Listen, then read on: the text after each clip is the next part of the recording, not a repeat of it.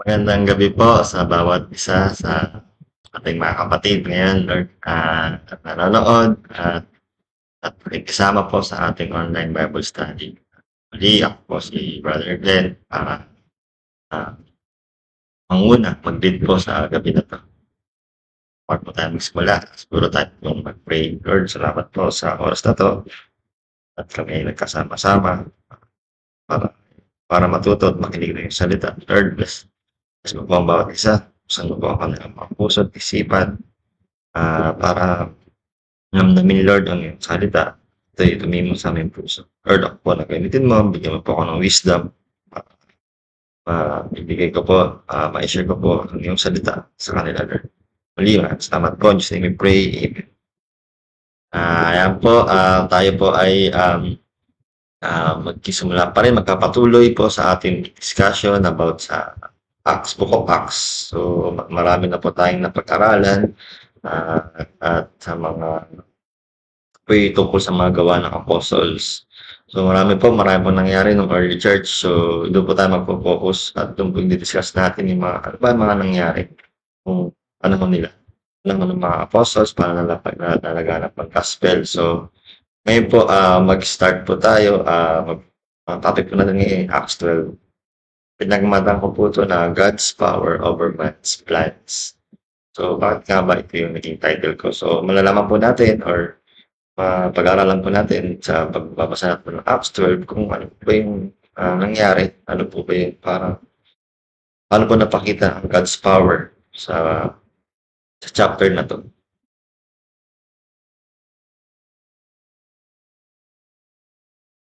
Ayun po, dito pa natin simulan yung natin, yung ating verse. Acts 12:6-8. The night before Peter was to be placed on trial, he was asleep, fastened with two chains between two soldiers. Others stood guard at the prison gate. Suddenly, there was a bright light in the cell. An angel of the Lord stood before Peter. The angel struck him on the side to awaken him and said, "Quick, get up." And the chain fell off his wrist. Then the angel told him, "Get dressed and put on your sandals." And he did. "Now, put on your coat and follow me," the angel ordered. Verse 9 po. So Peter left the cell, following the angel, but all the time he thought it was a vision. He didn't realize it was actually happening. They passed the first and the second guard post and came to the iron gate leading to the city. It is open for them all by itself. So they passed through and started walking down the street, and then the angel suddenly left him. So, yun po yung parang highlight po ng chapter na to. Miraculously po, tinulungan po or manifest po yung power ni God dahil na-capture po si Peter sa prison at siya po yung pinakawalan or tinulungan ng Panginoon through the angel of God makatakas.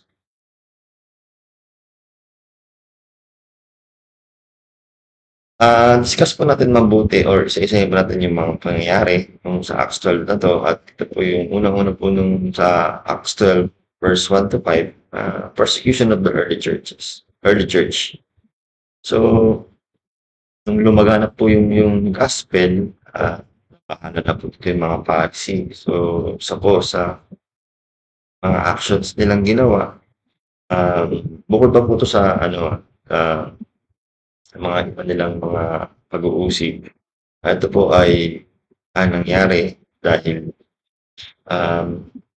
yun nga po, may threat na po. Parang nadi-disturb na po sila. Sino ba si Jesus na to? Bakit nila sinishare to? Ganito po. Dahil ayaw nilang i-acknowledge yung godliness or pagiging Diyos ng ating Panginoon Jesus. So, sa Acts 12 po, yung verse 1-5, yan po yung the death of Apostle James. Si Apostle James po, yung isa po sa mga 12 disciples ni Jesus, na kapatid po siya ni John. Apostle din po disciples din po ni Jesus. bagamat siya po ay disciples, hindi po siya exempted sa pag-uusig sa persecution. Kaya po sabi ni Jesus dito, Jesus promised no special protection for even his closest followers, warned them to be ready for persecution. Binanggit na po ito sa Matthew pa lang nung sila nagka-fellowship, nung magkakasama sila, nung buhay pa po si Jesus dito.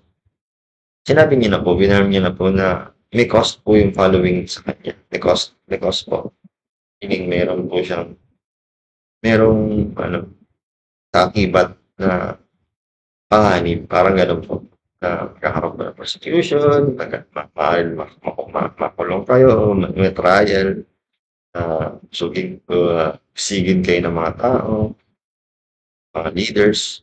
Ayan po, parang, kaya lang po, yung death po ni Apostle James dito is medyo brutal po gawa kasi dahil siguro dahil hindi maganda or ayaw nila na papalaganap ang gospel. At din po at dito na po dahil nga po sumikat or parang yung si Haring Herod po, si King Herod po, ito yung currently namumuno dito sa Jerusalem. Natuwa po siya dahil yung mga Pharisee o yung mga Jews pinatuwa dahil sa pagkapatay kay disciple James, Apostle James. Kaya ang next action niya is hinuli niya si Peter. Peter was put in prison. King Herod Agrippa, ito po yung king noon that time. Siya po yung apo ni King Herod nung time po nung pinanganak si Jesus. Seeing his popularity increase when he killed James, Herod sought to improve his ratings even more when he proceeded further to seize Peter also. Ang pinaka-motive po ni King Herod dito is parang nabanggit sa gospel, hindi po dahil sa pinapalaganap nila yung gospel about Jesus. Kung hindi yung parang political power ang in-establish niya po dahil gusto niyang makuha yung loob ng mga Jews, mga Hudyo. So, nung nalaman niya or kita niya resulta na nung pinatay niya si James ay natuwa yung mga Hudyo, mga Jews. Then, yun, sinabi niya, sige, huliin natin si Peter para mas tumaas yung ratings ko, parang popularity ko sa mga bilang hari. Sabihin nila na magaling ang hari na to. Ito po yung verse dun. So, Acts 12:1-5. About the time King Herod Agrippa began to persecute some believers in the church. He had the Apostle James, John's brother, killed with the sword. So, yun nga pinabanggit mo kanina. Sakla po yung pagkakapatay po ni James. Sword po ba? Marahil pinutol po yung ulo. Ganito po yung way nila para patayin o mag-execute po ng isang tao. So, when Herod saw how much displeased the Jewish people, he also arrested Peter. This took place during the Passover celebration. Then he imprisoned him, placing him under the guard of 4 squads or 4 soldiers each. Herod intended to bring Peter out of public trial after the Passover. But while Peter was in prison, the church prayed very earnestly for him. So yun nga po, hindi naman po first mga martyr. Siya po unang napatay through, hindi po si James yung pinakaunang nasulat na napatay dahil sa pagkangaral ng salita ng Diyos, hindi alam po si Stephen, stone to death po siya. So parang meron ng parang aware na sila. Pero nung iba po siguro yung dating nung time na to na beheaded by sword, ilaki po yung power ng king. Ito na kaya niyang i-stop yung palaganap ng gospel sa kanyang kapangyarihan, sa kanyang authority. Kaya ang next niya is si Peter. Malamang same din po yung gagawin sa kanya. Para ang ending po nito is papatayin po si Peter. But yung ano po sa kanya is huli po sa kanya, nag-place po sa Passover celebration, meaning pinagpaliban niya po muna yung yung pagpapatay kay Peter. So, hindi po siya agad pinatay. Then, papatapusin niya po yung celebration. Then, ipapresent sa mga tao, saka pa lang po papatay. Nagkakaroon po ng public trial. Yan. But then, during that time, the church prayed very earnestly for him. So, what can we learn about the reality of suffering in Christian lives? That time, kung tayo po, sakali po tayo pinabubuhay that time, ano ba yung tunan natin na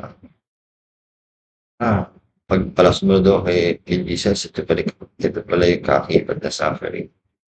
Alam natin na may mga sacrifices na alam ko yung mga disciples din, ito, iniwan nila yung pamilya nila, iniwan nila yung kabuhayan nila para sumunod sa Panginoon, para magpagamit at magpalpaganap ng salita ng Diyos. Namatay si Jesus, nagpatuloy pa rin sila, hindi naman sila bumalik bilang fishermen, namang mostly ang kanilang disciples.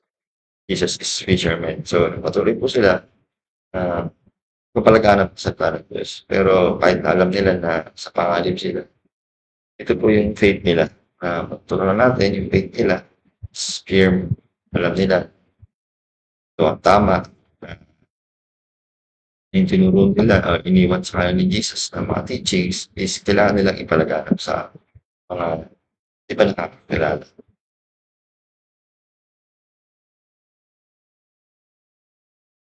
Then yung continue po natin sa Acts 12, power of prayer. Yung nga po, bago matapos yung sa verse 5 po, yung nag-pray nga po yung church.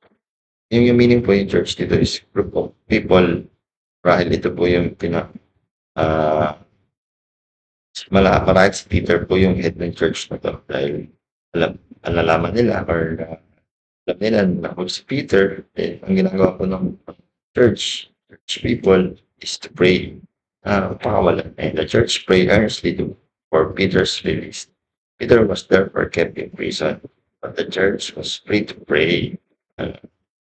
Although nakulong po ang kanilang leader or church leader, Peter, pero ang isa pong magandang ginawa or sa tungkulin ng church is to pray. Pray po yan. Pray. When every other gate is shut and locked, the gate of heaven is wide open. We take advantage of that open gate through prayer. So, yun po. Alam nila na kakulong si Peter at talagang yung guard po niya is parang nabanggit po dun is 4 and naka-chain po both hands niya sa dalawang implication. Kasi po, backstory lang po dito.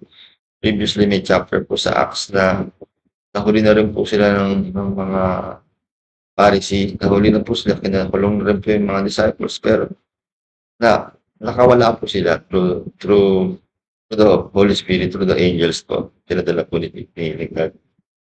So, meron na po silang record na possible, nakakatakas po yung mga disciples. So, ganoon na lamang po yung pagbantay, pagput ng guard ng king, nilagay niya po security na ilang gate po yung dadaanan or ilang guards po yung kabantay para mabantayan po kung hindi makawala po si Peter. So, that situation po napaka-imposible po nun. Kaya po yung church is talagang earnestly nag-pray.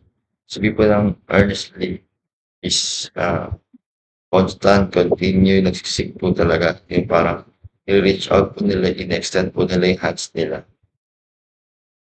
As much as I can. Kumbaga, buong puso po, buong lakas po nilang nagpe-pray si Peter na palayain. Hindi nila alam kung paano, pero pinag-pray nila yung heart ng king, palayain na lang si Peter.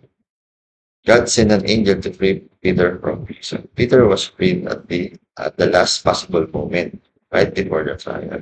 God's deliverance, pinapakita po doon yung God's deliverance and timing. So, Ang function po ng church is to pray, dahil, alam ni God or na-encourage, dahil sa earnestly prayer ng mga church people, yung nagkaroon po ng, action si God or marahil plan niya po talaga 'to para ma-manifest po yung kapangyarihan niya, mapakita niya kay Peter at sa mga tao. Padala po ng angel si God para, takas or palayain si Peter. So, hinayaan po muna ni God na makulong si Peter. Puwede naman po niyang hindi na lang pakulungin or whatsoever para hindi pa magkaroon ng parang worrying or parang fear mga tao. Pero at the last possible moment, right before his trial, bago po siya i-trial sa mga tao, public, doon po yung timing ni God. Ito po yung God's deliverance and timing. Ito yung verse dun sa 5 to 10. But while Peter was in prison, the church prayed very earnestly for him. The night before Peter was to be placed on trial, he was asleep. Tindihan niyo po dito, he was asleep. Kung ikaw po, sitwasyon ko po ni Peter na alam mo yung history na si James pinutulan ng ulo by sword. Tapos ikaw kinulong, kasunod na tapos after ng Passover, alam mo ita-trial ka din. Alam mo ganun din yung gagawin sa'yo. Pero bakit ano yung meron kay Peter na nakakatulog pa siya, he was asleep, sabi ko dito. So, panatag siya, hindi siya balisa. Siya balisa, hindi siya alala. Marahil, pwedeng hindi sinabi ito ng writer, si Luke po writer ng Acts. Sinabi niya po asleep.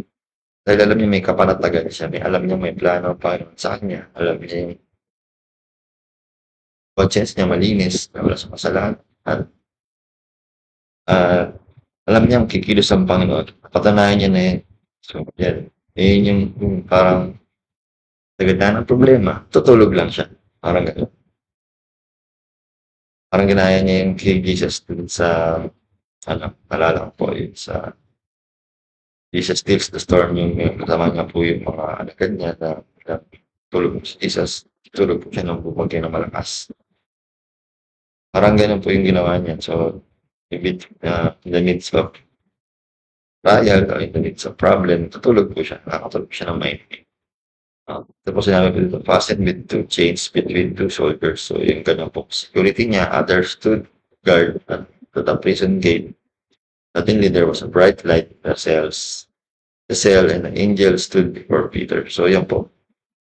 Sa inyo na lang po na may pangyayari na paano pinalaya po si God, pilos po ang Panginoon, para makatakas or ma-release si Peter. Verse 16 to 17, nung nakatakas na po siya, at iniwan na po siya ng angel, then fast forward, meanwhile, Peter continued knocking. When they finally opened the door and saw him, they were amazed. Motion for them to be quiet down and told them how the Lord had led him out of prison. Tell James and other brothers what happened, he said. And then he went to us. So yun po, nung pinalayan po siya or sinulungan po siya ng angel na makatakas, ano niya po pinuntahan is yung church. Pagamat nung story po dito is kumakatok sa pintuan, yung servant careful doon is narinig niya po yung boses. At dahil po na-recognize na po si Peter yung boses, hindi niya po agad binuksan. Sinabi niya po doon sa mga people sa loob ng church. Pero hindi po naniwala. Siguro, isip nila, angel lang yun. Angel ni Peter yung narinig niya. Then, ito po, nung bumalik po sila, tuloy pong kumakatok si Peter. Nakatap po nila, nung buksan po nilipid to, nakatap po nila yun, si Peter. So, na-amaze po sila. Yung amaze po is parang nagulat sa kasiyahan. Parang sila masaya. Nagulat sila. Na yung prayer nila ay nag-result sa isang magandang output na-release po si Peter, whatsoever kung saan ang mga kaparaanan dinala. Hanggang sa sinabi po kinuwento po ni James ay ni Peter yung nangyari sa kanya. Sabi nga niya po, sabihin niyo po kay si James. Si James po dito is yung brother po ni Jesus to. Sir James and other brothers, that what happened. So, sinabi niya po siguro nakabilid po si Peter. Then, after nun, he went to other place. Kasi, alam niya na po na possible na mahuli pa natin siya. Search ulit siya, magkakaroon ng search ulit sa mga bahay-bahay. So, he went other place na. Hindi na po nasabi ng Bible kung saan pumunta.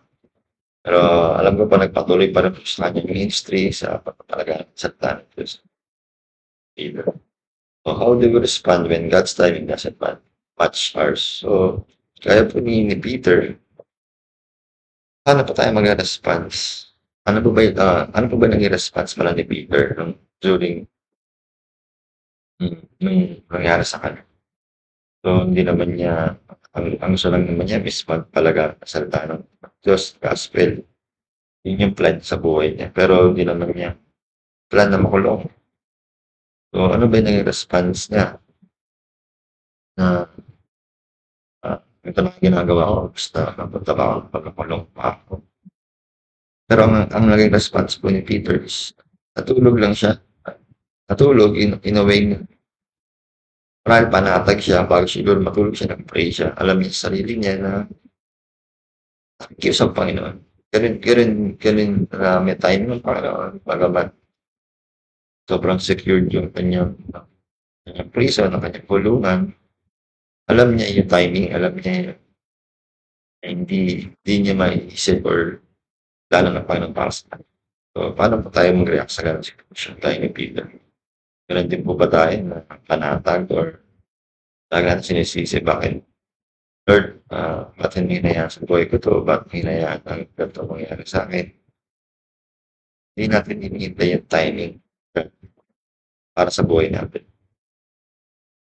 Ganun pa tayo, reklamo sa sitwasyon natin. Bis na itulog natin yung problema. Ganun pa tayo na talak ng talak or reklamo ng reklamo. Kung hindi nag-match dun sa plano natin, sa timing. Nangyari dito after ng paglaya ni Peter, at yun nga po yung naging reaction ng king is nag-search po siya sa hanggat wala siya makita. Nagkaroon po ng pinanish niya po or execute niya po yung mga guard. Pinatay niya po yung mga guard na nagbabantay siguro sa galit po ng hari. Pinatay niya po yung nagbabantay kay Peter dahil hindi na makakita si Peter. God's judgment on pride. Herod's downfall came when he accepted glory men. So, next, na po ito, story na po ito ni Herod. Discuss po natin ito para mapakita po na yung naging result dahil sa ginawa ni King Herod. The people of Tyre and Sidon seemed to praise Herod as he were a god. For his part, Herod enjoyed taking the glory at himself. He didn't give glory to God. So yun po, story po dito is, alam ko po yung Tyre and Sidon makikipag-ayos sa pinamumuno ni King Herod dahil karoon gusto po na may food, supplication po ng food, supply po ng food ay magkala sa kanila. Pero yun nga po, hindi po ginlorify ni Herod, King Herod yung power, yung glory ni God. So, nag-act po siya as God. Para in-acknowledge niya po yung acknowledge niya po na siya yung may dahilan. And po, very angry. Ano ko na po, when the Arab, Herod put on a royal robe, sat on his throne, and made a speech to them. The people gave him a great ovation, shouting, "It's the voice of God, not a man." Instantly, the angel Lord struck Herod with sickness because he accepted the people's worship instead of giving glory to God. So, was consumed with worms and died. So, medyo hindi po maganda pagkakapatay. Ito na rin po yung punishment ni King Herod na 'to, mga persecution niya sa mga disciples or apostles of Jesus or churches. At yun nga po, nung fast forward, nagkaroon po ng story na ganito na yun nga, imbis na acknowledge niya or pag-give glory sa kay God, hindi siya nag-give glory, acknowledge niya na siya yung dahilan. Yun po. Instantly, an angel struck the Lord with sickness, si King Herod. Na-consume po siya ng bulate, worm, at namatay. How can we guard ourselves against pride and self-glorification? So, isang mga importanteng aral tanong po ito sa verse na diniscuss po dito is paano natin binabantayan tayo pag meron tayong achievement, paano natin iwasan yung pride or yung glorification. Ang gino-glorify natin yung sarili natin. Hindi, gawa ko to dahil sa effort ko to. Kasi magaling ako. Hindi natin nagiging glory si God. Gaya po ni King Herod, naging resulta po ng kanyang pagkamatay dahil in-acknowledge niya po sa kanya po, action, sa kanya po skills, hindi po niya glorify yung power ni God. So, despite po sa mangyayari, pagpapatay ni James, pagkakulong ni Peter, di po nagkaroon ng hindrance yun para mag-stop yung church, para mag-stop yung mga disciples, apostles, para hindi mapapalaganap ang gospel. Acts 12:24 po, that unstoppable gospel. Despite persecution, the gospel continued to spread. So, imagine po, ganito po, yung power ng Holy Spirit sa kanila, sa mga buhay nila. And despite alam nila, anytime sa mga pag-teach nila, sa palaganap nila ng gospel, sa mga parang Bible study nila, sa mga gathering nila, possible, minsan naisip nila, bigla na lang sa kanila, tuliin sila. Pero hindi, despite sa mga pangyayari na gano'n, naisip nila mga danger, fear, patuloy pa rin po i-church the word of God without hindrance. God showed who was really in charge. So, nung una po, akala po meron po, plano niya or nakita niya na natatawa po yung mga Jewish people sa kanyang actions, pagpatay kay James, pagpatay kay Peter. Kaya niyang i-stop yung gospel through his power, through his authority. Pero, tinatang po dito na tinatang po ni God, God show who was really in charge. God's power po. Ang iba po. New believers receive the gospel. So, tuloy pong lumaganap ang gospel, lalo silang siguro nag-init. Ito po siguro yung driving force nila. Na makakapigil, lalo yung kami pinipigil, lalo kaming hindi mapapapigil, parang gano'n po. Parang ito po yung way nila para mag-fight back sa mga authorities, sa kings, nag-persecute sa kanila, or yung iba pong mga tao, mga Pharisee na nag-persecute sa kanila about Jesus. Dahil nakatap po nila yung greatest parang encounter po nila si Jesus, yung mga miracles nila, yung miracles ni Jesus, teachings niya, yung ministry niya na nabuhay pa siya. At yun po, patuloy po yung pinalaganap ng mga disciples. Ito po yung verse 24. Meanwhile, the word of God continued to spread, and there were many new believers. Walang naging hindrance, hindi po naging hindrance yung mga threat, pagkapatay, paghuli, Peter. Alam nila, kasi meron silang patotoo dahil kung nagawa ni Peter na kung ginawa ng Panginoon na ma-release or maka-tax si Peter, what more, alam nila na paprotektahan din sila ng Panginoon. Ito yung ano natin, in times of crisis, application in times of crisis, is prayer your first response or last resort? Yan po yung tanong sa inyo, sa inyo na panahon po ng crisis, pag sa crisis kasi ito po yung crisis sa Tagalog po na isang mabigat po ng problema kasi minsan talagang magpapahina sa'yo dahil kasakit karamdaman or kamatayan mismo ng mahal sa buhay or yun nga, bagsak ang negosyo or financially incapable ka talagang or sa mga kabataan, grades mo or yung status mo yung maganda, yung crisis sa buhay, ano ang naging response natin? Prayer ba? Ang first response natin. Prayer kay God, prayer kay Jesus. O last resort na ito kapag ang unang response mo, igagawa ka ng paraan. Muna sa iyong kakayahan. Tapos kapag hindi na kaya, saka mag-pray ka ng pubataan. Ito po ba yung ginawa ng early church? Nahuli po or kinulong si Peter. Ang ginawa po nila is, nag-pray po sila. Earnestly. Constant po, talagang nag-reach out po siya kay God, nag-reach out po sa presence ni God, preparing. What practical steps can you take?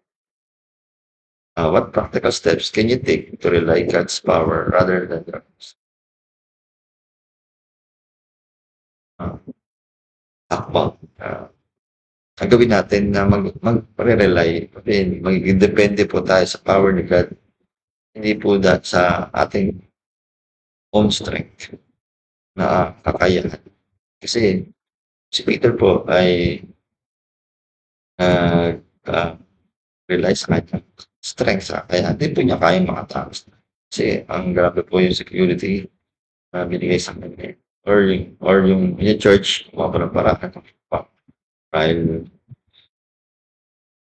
yung ano po natin yung sa pag-way ng pagtakas ni sugod po yung mga tao, tapos makikipaglaban sa mga guard, ganun po yung eksena, may imagine ko na pwedeng gawin ng isang tao para magawa nila yung gusto nilang plano sa buhay. Pero nag-rely sila kay God sa power ni God. Unang-una yung church nag-pray. Si Peter matulog lang.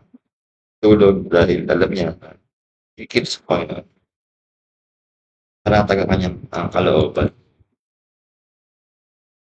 God's power is greater than any human authority, and no oppositions can stop his plans.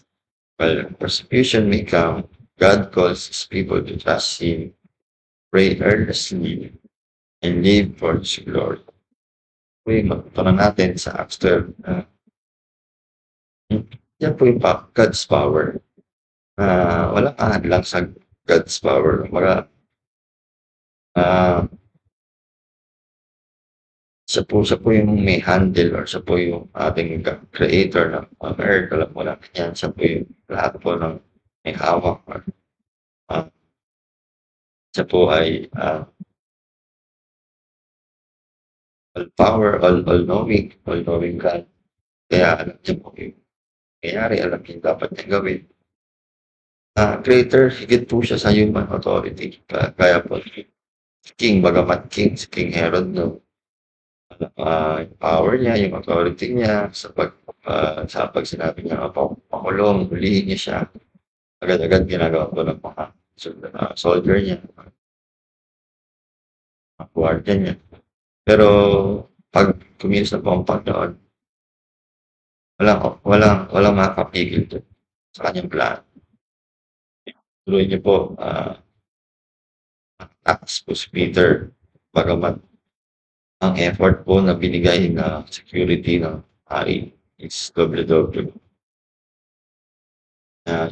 while dala natin yung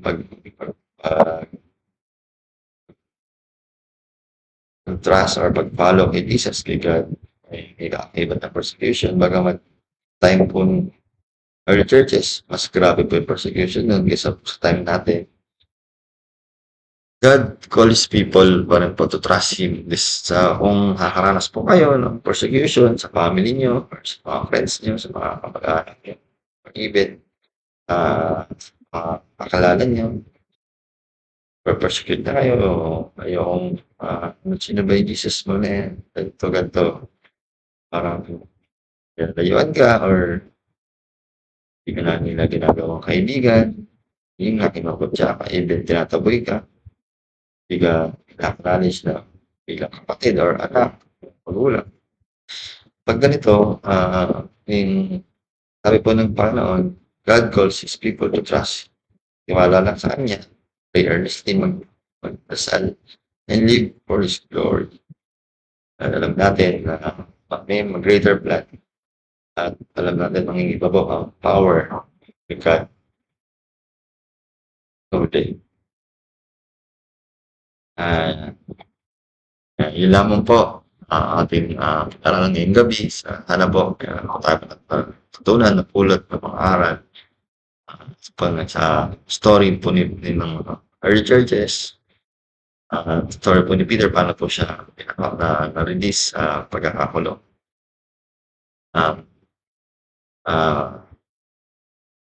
Tayo po yung manalangin. Lord, salamat po sa gabi na ito na yung sinamahan. Salamat po sa iyong salita. Tulungan mo kami na hindi maging last resort ang pag-replay sa iyo, Lord, pagka kami experience ng trials, ng crisis sa buhay. Sana po maging response po ng bawat isa sa amin ay magdasal sa iyo na mataimtim. Sa iyo lamang kami mag-rely, depende. Alam namin na hindi namin kaya, i-acknowledge po namin ng your power. Bagamat ang nakikita namin ay isang kulungan. Kapag kami ay may problema na-imagine namin na wala nang no way out na. Parang si Peter, wala nang kawala dahil sobrang secured na po ng kulungan niya. Ganun po naisip namin. Pero alam namin, kilos ka. Gaya ng ginawa mo kay Peter na anghel, kumilos, at baligta rin yung sitwasyon. Salamat kami, in-acknowledge namin yan. Kung nagawa mo yun dati, alam mo namin na gagawa mo yun sa buhay namin. Kung problema namin ngayong araw gabi na to, ngayong na-experience namin, bawat kapatid namin, tulungan mo po sila, tiwala sa iyo, trust sa iyo, mag-pray at mabuhay sa iyong glory. Lamang po, Lord, we pray. Amen.